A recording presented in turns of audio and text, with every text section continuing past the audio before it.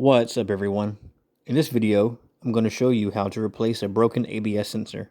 As you can see, I already have the car jacked up, the wheel off, and the car supported. If you don't know how to remove a tire, I already made a how-to video on that, so I'll post that in the description. The ABS sensor is going to be right behind this rotor and dust cover. And the whole thing is loose. To release the wire, all I'm going to do is push the tab on the ABS connector and pull up.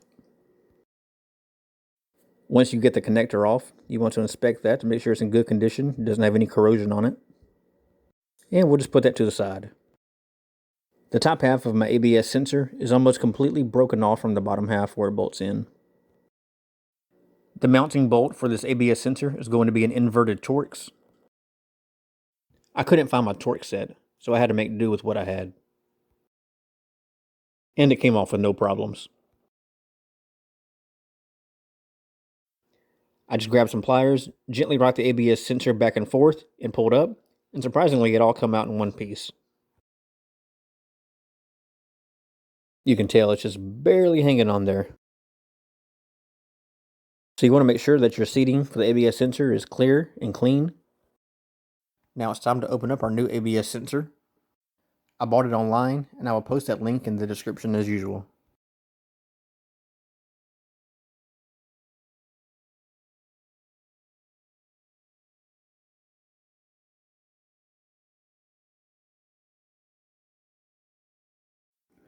Reinstalling the new ABS sensor is pretty simple and straightforward.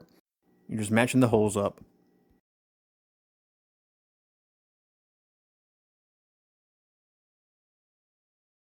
It's time to tighten up the bolt. And now it's time to replug our connector into our ABS sensor.